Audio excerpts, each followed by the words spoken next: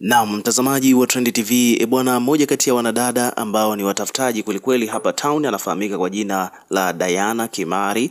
Huyu dada bwana ameamua kuja kuzungumzia lile sakata la Mwijaku ambalo limetokea hivi karibuni baada ya wanafunzi wa chuo kufanyiana vitendo vya kikatili kisa tu kuwa katika mahusiano na Mwijaku. Sasa huyu Diana yeye amezungumzia hii issue kwamba ni aibu ya hali ya juu na wadada wasije wakadanganyika au kujichanganya kuona kwamba warembo wenzao au wanawake wengine wanatunzwa na waume zao. Ni kwamba hao wanawake pia ni wapambanaji, ni wavumilivu na wana mambo mengi wameshapitia na wanaume wao. Kwa ukiona wanaposti wanaenjoy na nini, usije ukatamani na wewe pia uwepo pale. Kuna mengi sana mengine yako nyuma ya pazia ambayo huyajui. Kwa hiyo watu wadada wasidanganyike na maisha ya mitandaoni ya celebrity.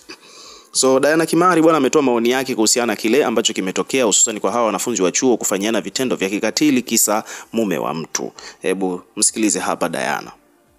Alafu kitu kingine wasichana naomba niwaambie, msione hao wanaume ambao wanawapost wanawake zao wanawapa hela, wana enjoy maisha na magari mazuri mkadhani wanafanya peke yao. No.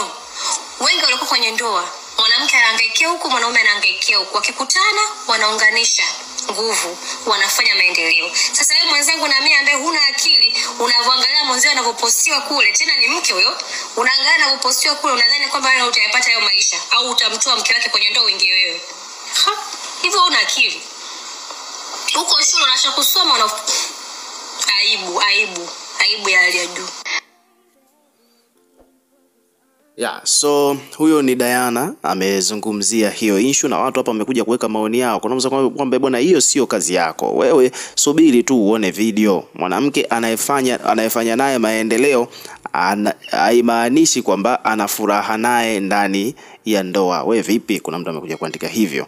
Kwa mtu kwamba bwana kwa mtu anaandika kwamba bwana wadada tafuteni hela kwa njia nyingine, sio kwa wanaume. Sijawahi ona mwanamke mwenye hela zake na maisha yake anagombania mwanaume mtandaoni. Ukiwa bize na mambo yako, hata mwanaume atakuheshimu kwa asilimia kubwa. Wavioni kwa kweli bora mzingatie kusoma.